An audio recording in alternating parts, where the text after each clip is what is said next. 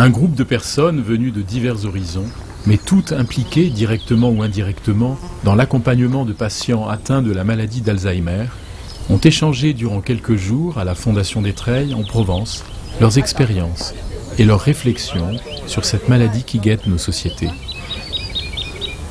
Ce film est la mémoire vive de cette approche délibérément sensorielle.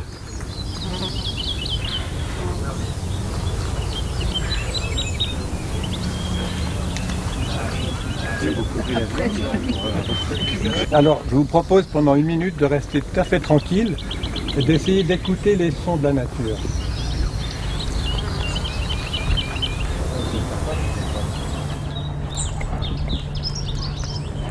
C'est le rouge-gorge.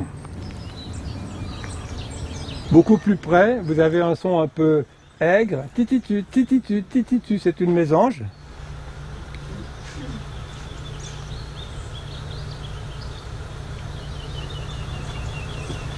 Là, on entend très bien l'alouette. Hein.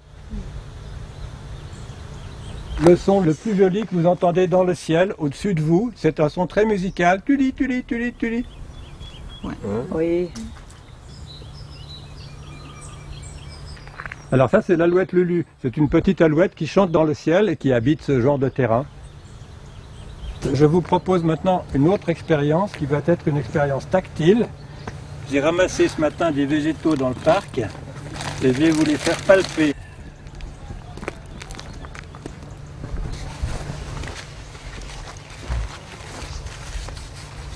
Qu'est-ce que c'est? Je connais celle-là. Ouais. Je sais pas si c'est la mienne. Oui. Tu vois? Non. Les premiers de la rangée, vous avez entre les mains des cônes de conifères. Mais si vous voulez échanger, vous devez pouvoir différencier 2 espèces différentes. Il y a le pin maritime qui a les écailles assez étroites et le pin parasol qui est beaucoup plus globuleux. Ça, c'est du chêne vert. Je vais te passer une autre feuille. Ah bon? Alors là, celui-ci est doux. Non, c'est pas doux. Non, on a pris, ça fait même penser un peu à la sauge, ça. Ouais, c'est le carnavier, ouais. L'olivier, non? Ou la sauge, L'olivier, il est craquant. Il est craquant. Quand on reste dans l'univers des sens, quelque part ces sens nous prennent par le bout du nez, par le bout de l'odeur, par le bout du toucher, par le bout du goût, et nous rentrent dans un univers qui nous parle. Est-ce qu'il parle juste? Il parle certainement plus juste que dans tout l'univers théorique. Je suis sûr. Mais comme on n'est jamais sûr de rien, j'aimerais être sûr.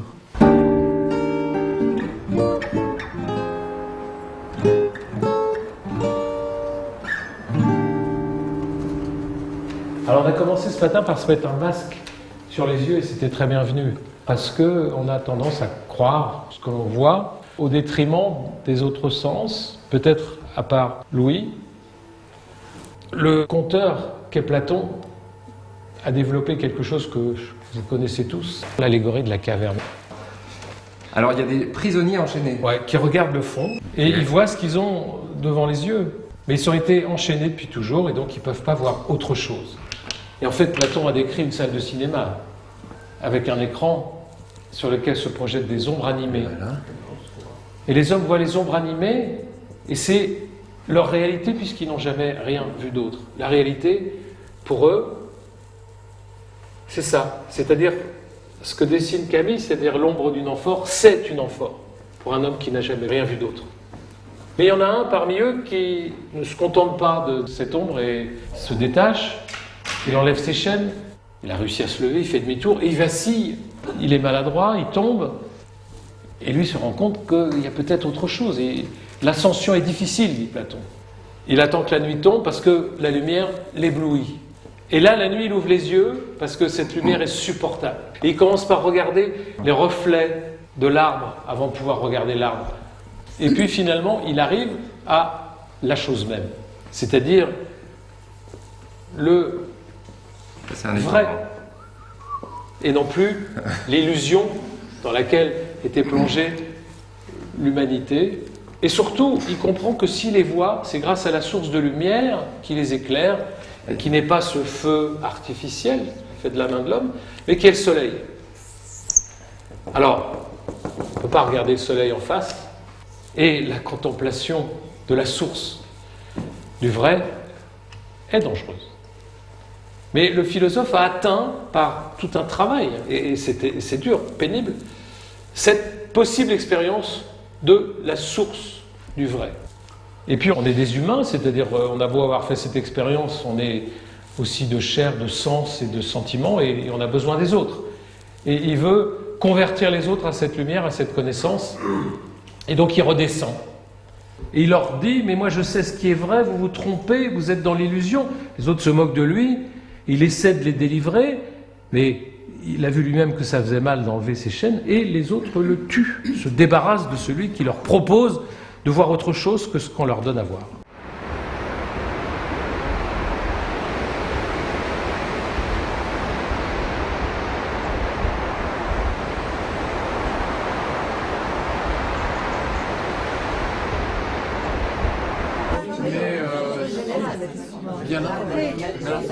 Je vais inviter chaque personne à venir choisir une odeur.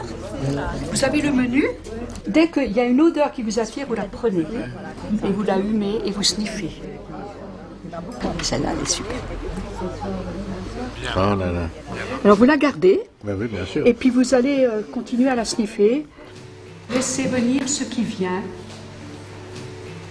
Ne gardez que les bonnes choses. Vous dites ce que vous voulez, peut-être un souvenir, une image, un lieu, ce que vous voulez, partagez. Éric, la cannelle. La cannelle, ça m'évoque deux choses. La première, c'est la tarte aux pommes qui sort du four, bien chaude. Hein. On se précipite pour en tailler des parts, mais c'est trop chaud, il faut attendre. Le deuxième souvenir, c'est Zanzibar. J'ai vécu très longtemps en Afrique. Les canneliers, c'est un très joli buisson. Et la cannelle se présente sous la forme d'un petit rouleau d'écorce qui s'effrite dans les doigts, qui est rose et qui sent très bon. Nicolas, j'ai choisi l'odeur du sapin parce que le sapin c'est mon pays. Je viens du Jura suisse, c'est donc un coin où il y a énormément de sapins. Le sapin c'était aussi ma grand-mère parce qu'elle adorait aller pique-niquer, faire des promenades sous les sapins de ces hauts plateaux. Donc l'odeur du sapin, c'est grand-mère.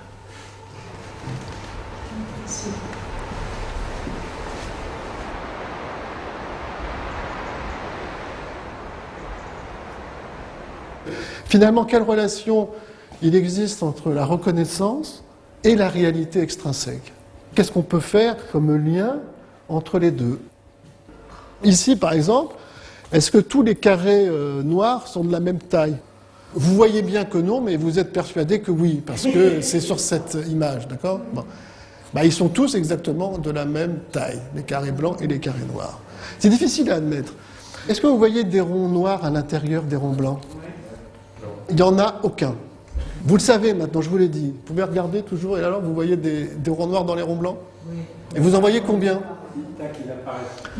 Ils apparaissent, ils disparaissent. Alors, est-ce que vous pensez que nos sens ne nous trompent pas avec ça? Bon.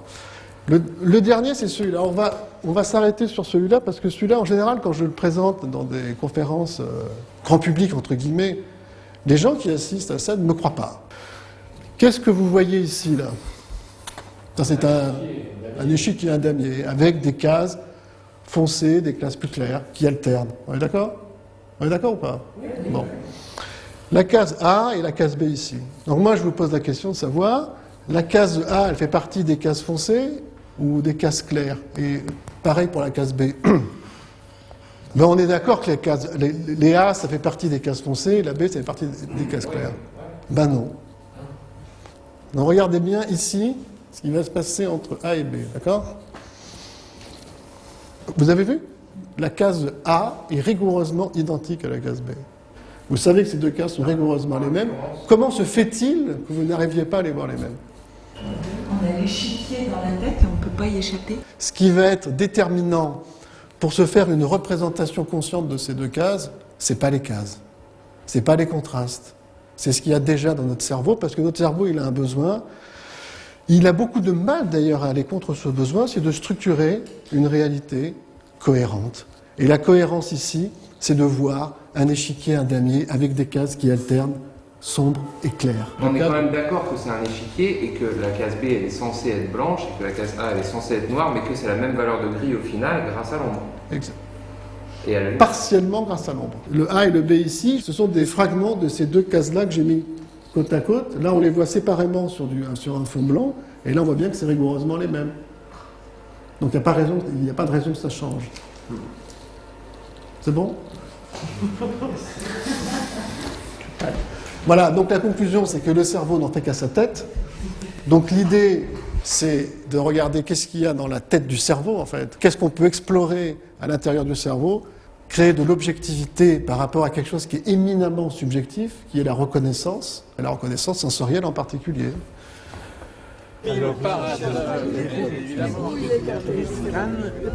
De la matière d'ailleurs qui est là. Et puis vous auriez ça dans l'espace du jardin avec ces cailloux qui bougent là, comme ça. C'est bon. On se décentre un peu et le patient redevient un vrai sujet. Il n'est plus l'objet de ces messieurs et ces dames. Et on peut avoir une vraie curiosité.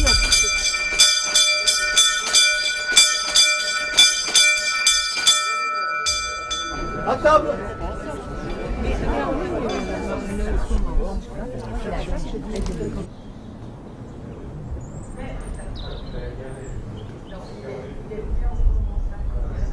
Je vous en prie, ne vous moquez pas de moi. Je suis un vieil homme, caduc et imbécile, de 80 ans à quelques. Et pour parler net, je crains de n'être pas tout à fait dans mon bon sens. Il me semble que je dois vous connaître, et connaître cet homme, et pourtant je suis dans le doute, car je ne sais quel est ce lieu, et ne puis, malgré tous mes efforts, me souvenir de ses vêtements. Je ne sais pas non plus où j'ai logé la nuit dernière. Et je commence par la description princeps faite par notre illustre neurologue ancêtre, le docteur Alzheimer lui-même, qui rencontre cette femme de 51 ans, hospitalisée par son mari, parce qu'il ne peut plus s'en occuper, il est cheminot, il travaille. Elle a les troubles de la mémoire et du comportement, elle déambule la nuit, elle crie, elle est désorientée dans le temps. L'espace, et pour son nom de famille, s'appelle Auguste, mais D, elle a oublié. Elle ne se rappelle pas de sa vie antérieure. Elle ne comprend pas les questions. Que mangez-vous? Elle répond épinards pour viande. Écrivez un 8, elle écrit son nom, Auguste, son prénom. Elle lit correctement, sans comprendre ce qu'elle lit. Et ça, c'est un phénomène bien décrit plus récemment. Reading without meaning. Hein. Le docteur Alzheimer va appeler cette maladie la maladie de l'oubli. Il va être le premier à analyser son cerveau au microscope et relier les lésions à ces symptômes. Il va décrire les deux lésions fondamentales de cette maladie, qui sont les plaques séniles, que vous voyez en haut, et la dégénérescence neurofibrillaire. Et il va dire que c'est une maladie particulière du cortex cérébral. Les gens oublient ce qu'ils ont mangé hier soir, oublient ce qu'ils ont fait, oublient qui ils ont vu, ils se répètent, ils rabâchent. La mémoire, c'est le pire des trucs, c'est que il y a besoin de tellement de processus pour faire fonctionner par l'âme et les mémoires que tout le monde s'en plaint. Et comme je dis, la moitié des gens a la maladie d'Alzheimer, l'autre moitié a peur de l'avoir.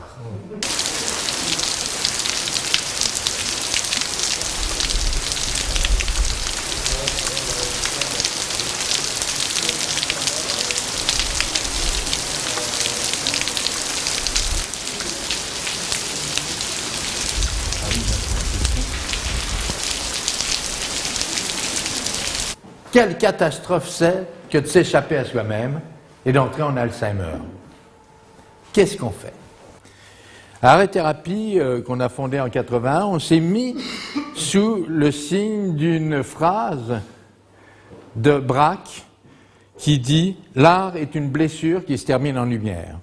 On est tenté, en psy par exemple, de prendre les productions comme des tests projectifs. Ah, regardez comme il y a de la détérioration. Alors les termes, c'est ça, j'ai déstructuration, désarticulation, déliaison, décadence progressive. Et bien même au cœur de l'Alzheimer, regardez comme il y a de la force de vie.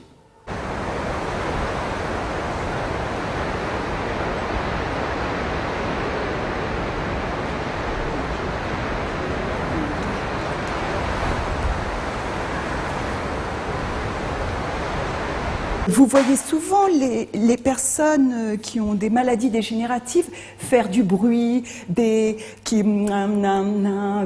crissent des dents, qui tapent sur la table. Et moi, j'ai toujours l'impression que ces bruits, c'est des vibrations qui leur rappellent qu'ils sont vivants aussi.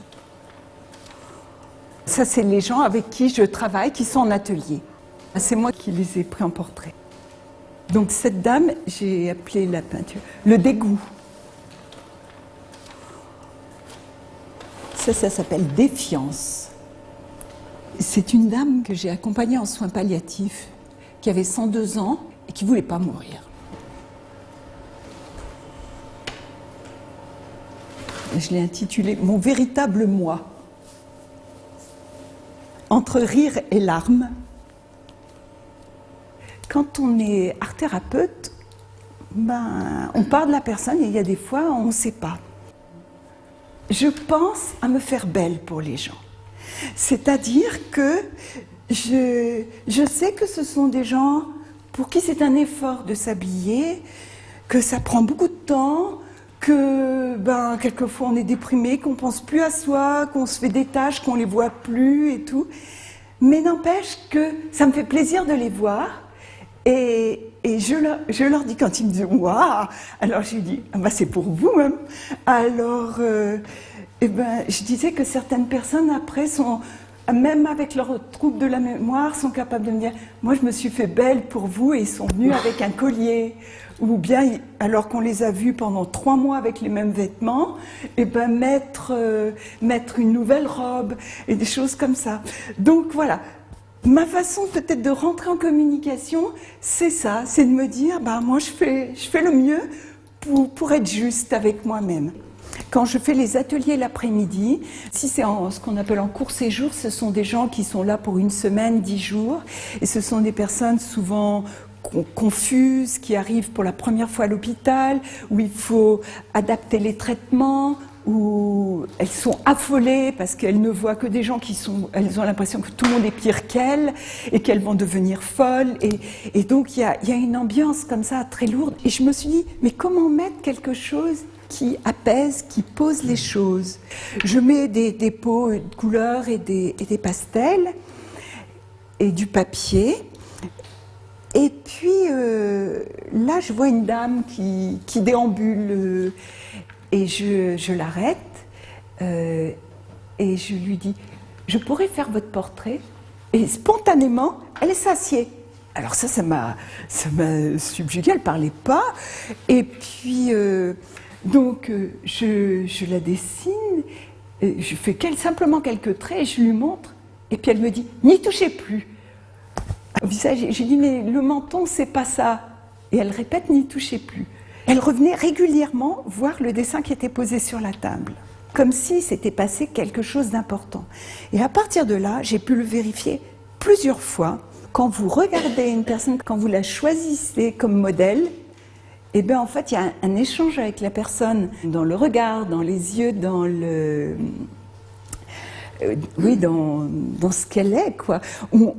En fait, il y a un échange, mais Picasso dit qu'il y a Eros qui est en jeu. Et en fait, c'est vrai, il y a de l'amour. Des mots qu'on ne prononce pas à l'hôpital. Mais en fait, c'est quand même ça qui se passe. La maladie, la déchéance, je sais que c'est là. Et je ne me cache pas, quand je le peins, je le sais, je le vois. Mais ce que je vois, c'est les forces de vie, là aussi. C'est-à-dire qu'une personne qui est en colère, elle est en colère. C'est dur de vivre comme ça, d'en arriver là. Et bon, c'est un peu, je vais me faire le témoin de ça.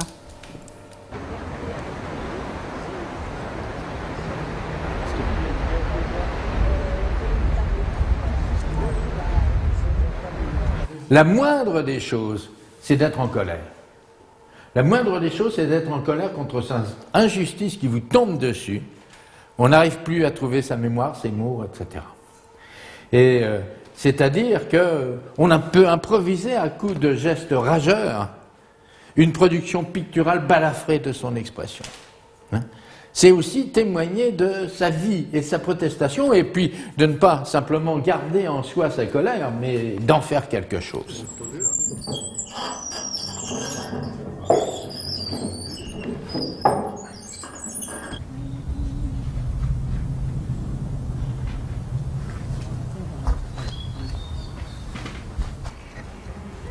William Utermohlen, c'est l'histoire d'un artiste qui est tombé malade à 73 ans de la maladie d'Alzheimer et qui, voilà, continuait à peindre jusqu'au dernier de ses forces. Il est né aux États-Unis d'une famille allemande et adulte, il s'est transféré à Londres. Il a épousé une historienne de l'art. Il n'a pas de succès à Londres. Il aime peindre ce qu'il observe dans la réalité et autour, c'est le temps de l'art abstrait. Et les critiques sont extrêmement sévères avec lui, le démolissent lors d'une exposition importante et il est assez seul et déprimé. Il montre un trouble, il montre une tristesse au moins. Et voilà qu'à l'âge de 57 ans, il y a des signes qui le troublent. Il n'a plus le sens de l'orientation, vraiment. Il perd les choses, il perd la mémoire, il a de la difficulté à parler et il s'isole. Mais dans sa maison, il continue à avoir cette capacité d'observation et de reproduire ce qu'il observe. C'est un peintre réaliste, mais il met en évidence à ce moment-là la conversation. Il appelle cette période et son travail « conversation pieces ». Probablement, il souffre de cette capacité qui s'installe de causer avec les autres, d'être dans un contact verbal. Et il dit à lui-même « My current work is about anxiety. The subject is people in large cities, possession, surroundings and their behavior to each other. » Voilà, lui, au fait, il est à côté avec son chat. Et on le retrouve aussi dans ce tableau. Il y a les gens qui discutent, il y a lui de côté. Il est peintre et il a son atelier dans la même maison, sa femme est dans les livres.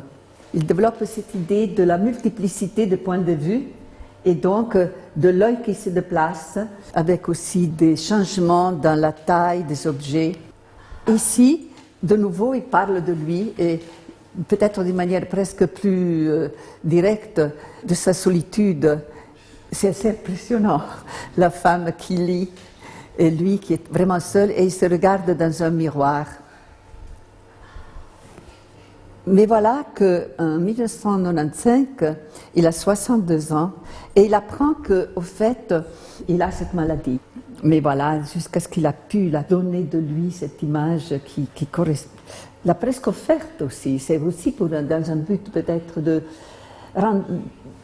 parler de lui aux autres.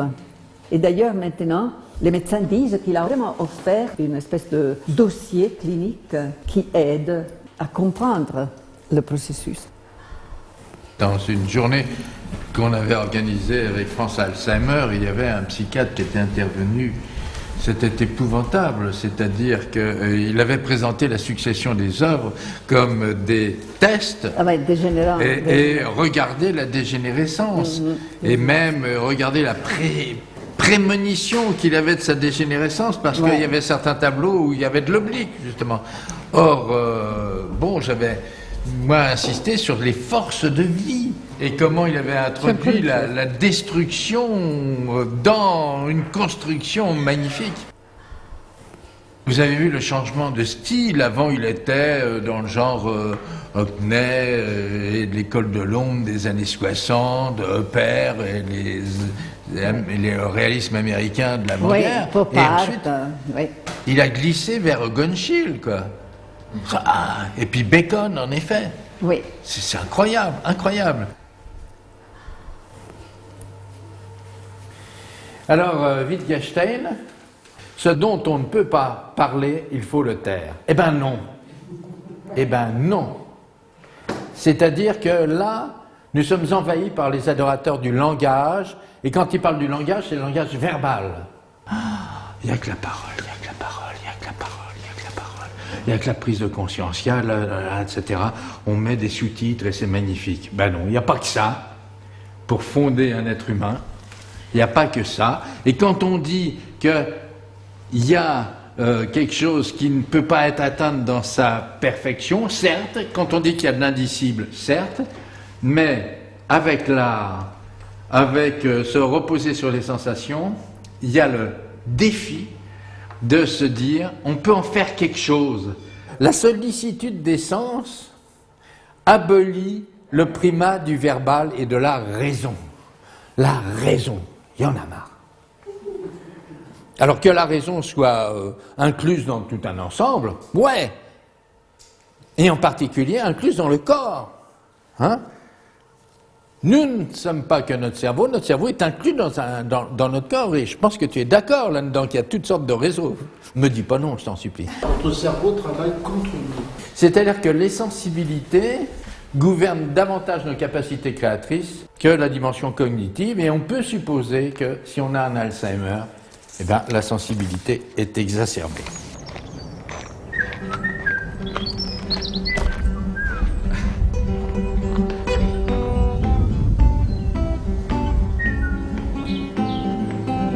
Singing in the dead of night, take these broken wings and learn to fly.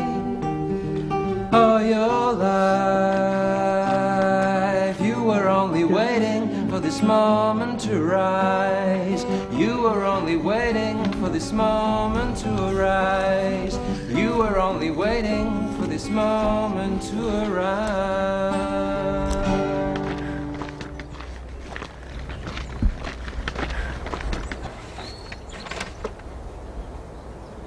Mes parents étaient agriculteurs à la ferme, à la campagne, famille de 12 enfants. Et mes frères, quand ils rentraient des champs, c'était tout crotté partout, c'était sale la maison.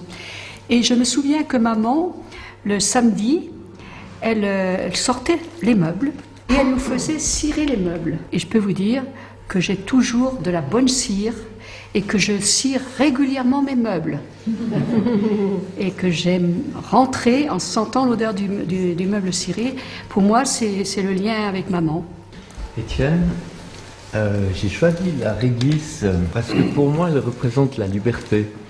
Dans le sens qu'à Vevey, chaque fois que je pouvais m'échapper du collège, il y avait un petit bar à tabac qui vendait de la réglisse. Et puis, la réglisse aussi, j'aime bien parce qu'il y a une liberté de forme pour cette odeur qui est immense. Depuis l'origine, qui est un bout de bois, jusqu'à des formes élaborées comme la spirale.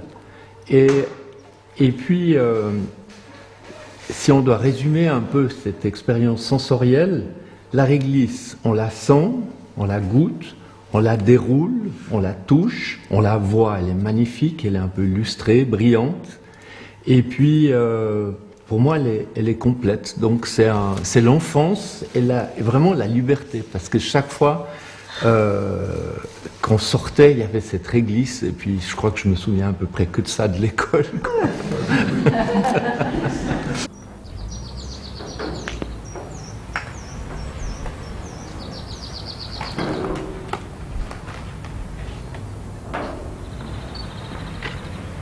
On a vu que l'appel à l'odorat et au goût déclenche beaucoup d'émotions et rappelle des expériences passées qui peuvent, le cas échéant, s'exprimer, soit en référence explicite, soit dans une confusion passé-présent.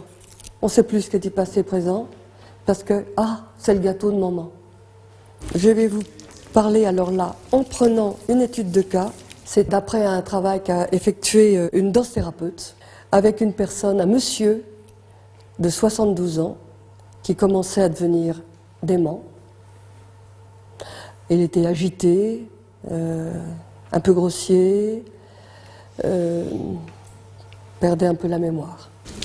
La danse permet de se réancrer, d'ancrer ses pieds dans le sol, dans la terre, par un mouvement sur les appuis.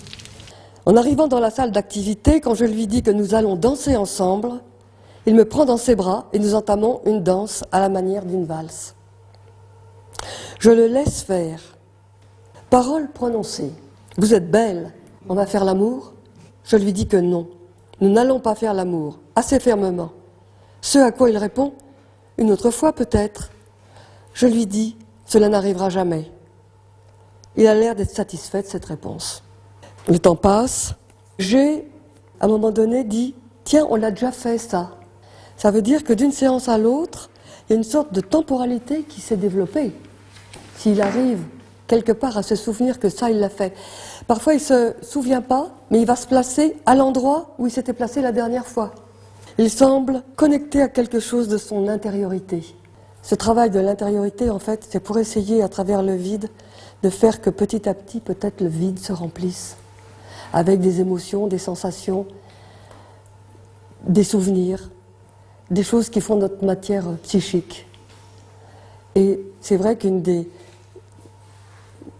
objectifs de l'art-thérapie, c'est de redensifier l'intériorité des personnes pour qu'elles se sentent vraiment en présence à elles-mêmes.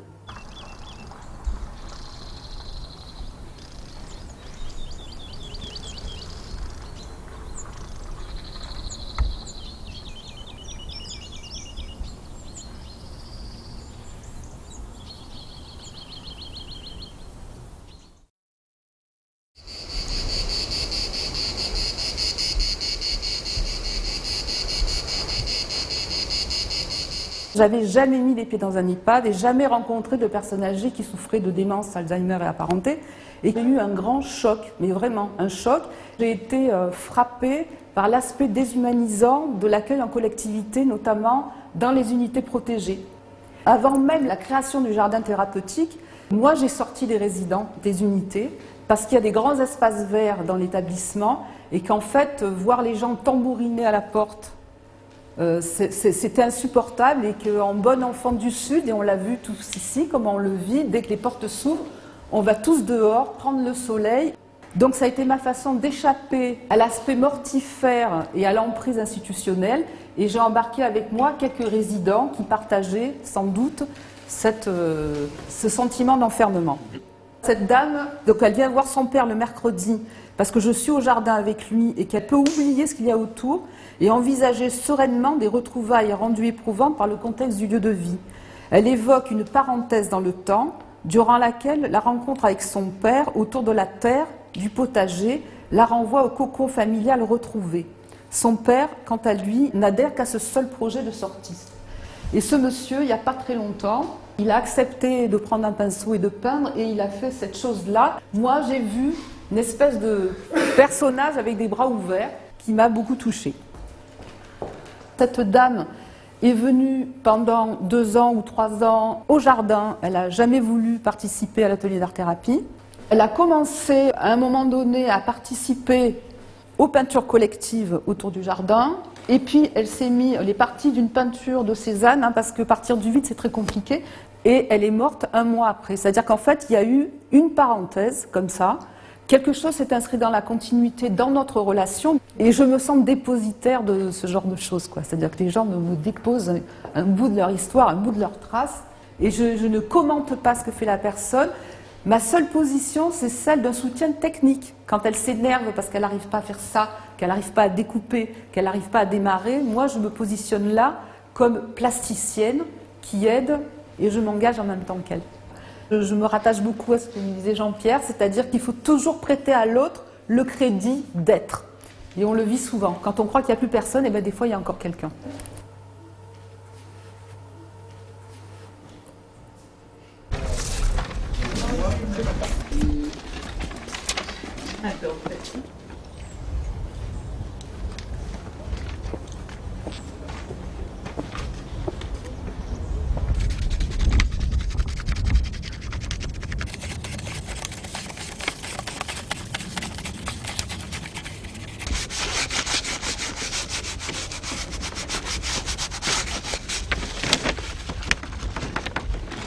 Ah voilà, j'ai du violet. Tu veux un peu de terre? Regarde. Ah, oui. Du vert, hein? Oui, c'est très beau, hein? Et c'est une belle couleur.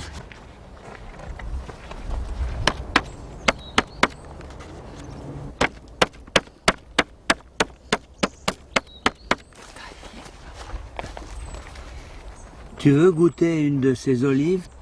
Bah... Oh, mais Tiziane, t'as goûté? Non, parce que c'est bon.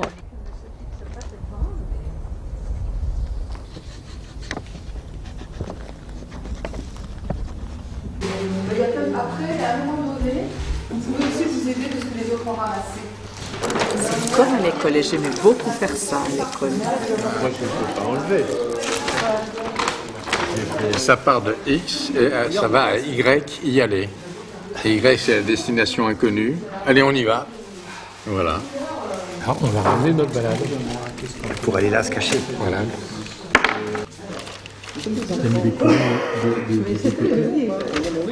J'ai mis de côté les couleurs dessous, là. Mais semble-t-il que c'était trop tôt. Et puis moi, ce que j'aime beaucoup, c'est mes doigts. Parce que c'est des doigts d'acteurs. Acteurs colorés. Acteurs en relief.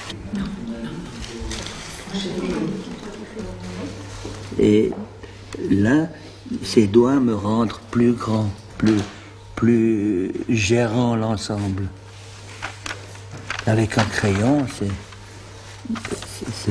c'est pas mes doigts. C'est un petit trou dans ma tête et à peine. Ça ressemble à un fleur de la moutarde, un petit peu, mais blanc, et c'est très parfumé. Regarde ça. Ah oui, c'est fort.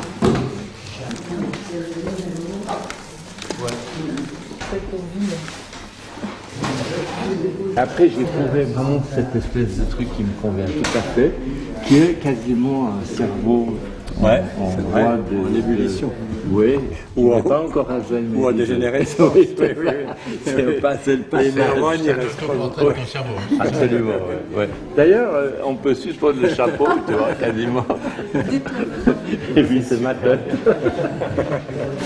Ça peut se porter comme chapeau aussi.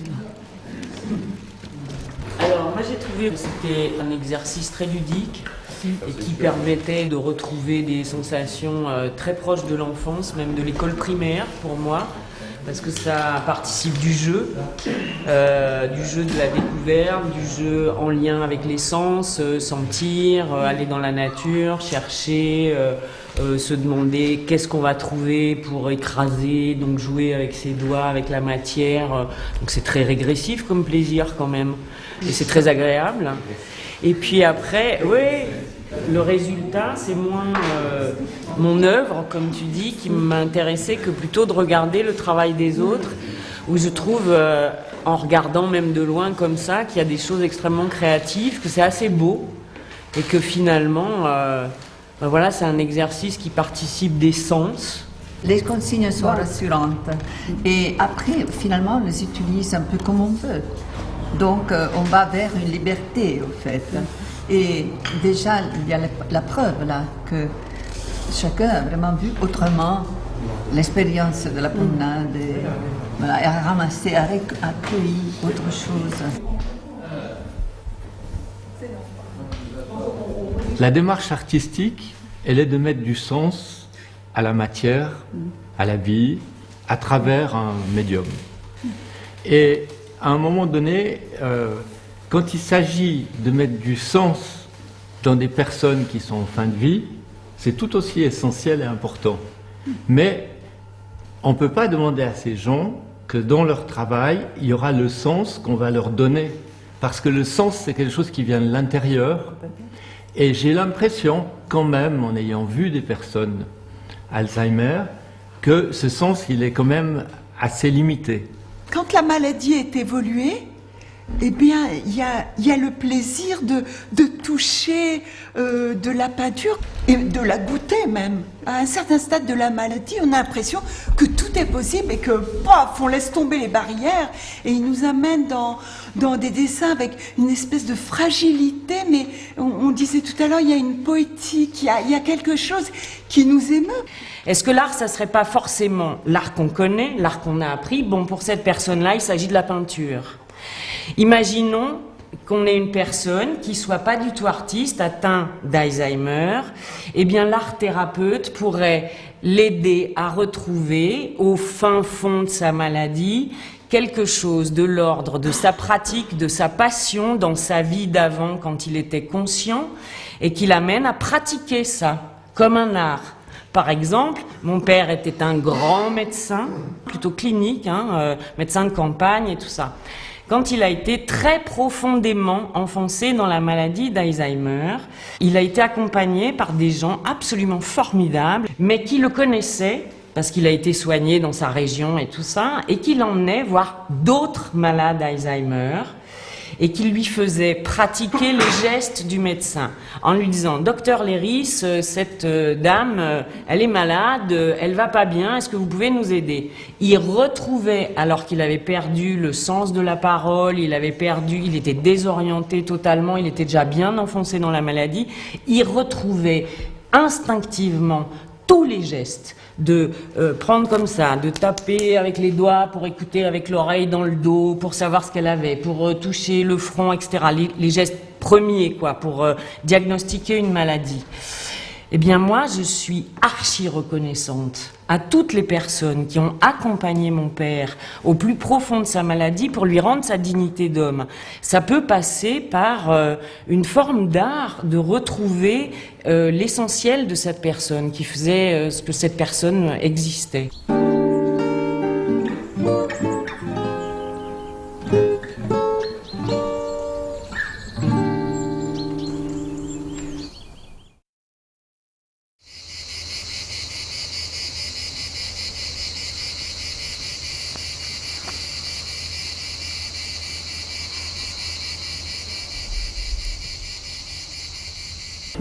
Alors moi, je voulais encore parler d'une expérience personnelle. Voilà, ma tante est celle-ci. Elle a ses 10 petits-enfants autour. C'est une femme qui a eu plusieurs vies, et toutes pleines, dans lesquelles elle s'est engagée à fond. Une femme extraordinaire. 3 ans de plus que moi, c'est tout. On était des grands amis. Et elle venait toujours à nos ateliers de peinture, depuis le début. Mais voilà qu'en 2013, on a compris qu'il lui fallait un accompagnement individuel.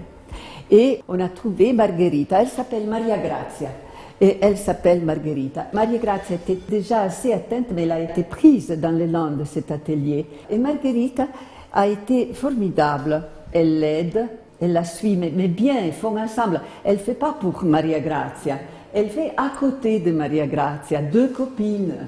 Et puis quand elle est absolument désespérée, ils vont dehors, elle pleure, elle l'écoute. Donc elle a constamment, quand elle le demande, ce soutien. Mais il y a 2 moments dans lesquels elle a été vraiment heureuse.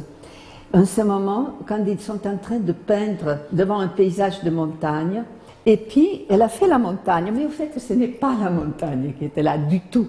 C'est les montagnes qu'elle voyait depuis son jardin. Il y avait devant effectivement des buissons. Elle habitait dans une belle maison, il y avait des buissons. Et puis derrière, il y avait ces montagnes. Elle aimait les couleurs, elle les a faites de cette couleur. Elle était heureuse. Et puis un jour, elle était là, elle était très malheureuse. Elle se disait, mais tout ça n'a aucun sens, je ne veux plus peindre. Et puis on était tous en train de réfléchir quoi faire. Et elle refusait ce jour-là. Et puis je me suis souvenue qu'elle aimait énormément les bouquets de fleurs. Voilà, je suis sortie, j'ai ramassé 3 fleurs et je les ai mis devant elle. Et alors, elle a commencé à les peindre complètement dans ce bouquet. C'était extraordinaire de voir cette concentration qui durait, je veux dire, ça a pris la matinée. Et puis, à un certain moment, elle était un petit peu dans le trouble. Alors, voilà que Margherita s'approche en faisant son dessin à elle. Hein. Et puis, ils ont continué ensemble, mais aussi dans une bonne communication. Hein. Et à la fin, elle m'a dit, moi, cette peinture, je l'ai habitée. Elle était heureuse, on voit le visage détendu. Ce n'est pas parce que l'homme vieillissant perd le nom des choses que ces choses n'existent plus en lui. Et naturellement, dans tout l'atelier, ce qui était primordial, c'est l'accueil, c'est l'échange, c'est l'intégration. Et puis, on veille à ce que personne soit seul. Et on voit que vraiment tout le monde s'intéresse. Elle est sereine. Hein? Et nous préparons avec soin aussi nos repas. Elle est là, au milieu. Quand on a affaire à un parent Alzheimer, il y a d'abord de notre part, à nous, aimants, accompagnant aimant, on va dire ça comme ça, un déni total de cette maladie, parce qu'elle fait peur, parce qu'on la connaît pas, parce que on se dit non, c'est pas possible, pas lui, qui a tant de mémoire. Et puis démence, le mot fait peur, on se dit mais ça veut dire quoi? Il devient fou, et outre qu'on sait qu'il perd la mémoire au fur et à mesure et que c'est irrémédiable, on se dit qu'est-ce qu'on peut faire? Et puis on a eu l'idée à côté, la ville d'à côté, on est passé tous plus ou moins à côté, à Draguignan, il y avait un hôpital de jour et on m'a conseillé d'aller à l'hôpital de jour, d'emmener mon père. Et puis là en arrivant, il y avait une infirmière qui avait travaillé avec mon père, puisqu'il allait aussi à l'hôpital, outre qu'il travaillait dans tous les villages, il venait même jusqu'à Tourtour. Il travaillait à l'hôpital, il faisait des accouchements, des opérations, des trucs comme ça. Et là on tombe sur une infirmière qui le connaissait. Et qui donc lui parle directement, ah docteur Léris et tout ça, donc il se sent reconnu, ça va mieux, et en fait cet hôpital de jour, les soignants prenaient toutes les familles et expliquaient vraiment très clairement ce que c'était que la maladie d'Alzheimer et comment faire avec son malade. Et comme on le ramenait à la maison le soir, on l'amenait que 3 jours par semaine, on savait très bien qu'il fallait parler de face déjà, pas l'appeler de dos, parce qu'au bout d'un moment, il savait même plus quand on l'appelait papa ce que ça voulait dire que le mot papa, qu'il fallait lui parler de face, qu'il fallait pas le contredire, qu'il fallait pas dire non, qu'il fallait pas aller contre, etc., etc. Il venait dans ma chambre le soir, il cognait à ma chambre, alors je lui dis qu'est-ce qu'il y a? Et il me disait ben je peux venir dormir avec toi. Alors je lui disais alors écoute, on est de la même famille. Ah bon? Je dis oui, et tu sais que dans la même famille, eh bien c'est interdit. Ah bon? Je dis ben oui, c'est comme ça, dans la même famille c'est interdit. Ah bon? Il me disait mais ça me dérange pas moi. Je disais ben oui, mais moi ça me dérange. Ah bon? Je dis alors maintenant il faut retourner te coucher. Bon d'accord. Et si on expliquait les choses comme ça, très doucement, ben tout passait quoi. Et en fait, mes frères et sœurs et moi, toute la famille, on a appris à se servir de mon père, je ne sais pas comment dire autrement, à l'intérieur de sa maladie et d'une manière très joyeuse. Comme c'était quelqu'un qui nous avait appris plutôt à diriger nos vies avec humour, avec beaucoup d'énergie, beaucoup de joie de vivre et tout ça. Et en fait, on a vécu toute la maladie de mon père, on l'a maintenu chez lui, avec nous le plus longtemps possible. Et on a appris à contourner sans arrêt, sans arrêt, sans arrêt, tous les comportements qui pouvaient être nocifs, surtout pour lui. C'est quelqu'un qui avait grandi au Maroc, des choses qui lui étaient restées de son éducation marocaine, et notamment le fait que voir le corps du père pour les enfants, c'est plus que nocif, et on n'a pas le droit, et notamment le sexe du père.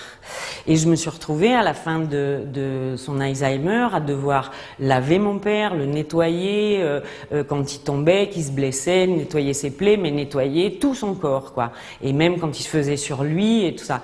Et donc c'est des trucs qu'on apprend au fur et à mesure à travailler avec quelqu'un qui est différent, mais qui reste son parent. Et c'est en fait c'est pas des épreuves pour moi, c'est des traversées très émouvantes et pleines de sens. Et comme on parle sans arrêt de sens et de reconnaissance ici, le fait de ne pas être reconnu, de finalement l'accepter, de ne pas travailler sur son narcissisme, de vouloir être absolument fille d'eux pour pouvoir exister, et de commencer à exister sans être fille d'eux, sans être reconnu, ni même reconnu ni par le visage ni par rien, finit par produire une espèce de relation extrêmement apaisée où on accepte la perte, on accepte toutes les pertes, tous les abandons, l'abandon du regard sur l'autre avec tout ce qu'on nous a appris, les codes de bienséance, de politesse, de pas voir le corps nu de son père, pas le toucher, etc. Et ça devenait presque joyeux.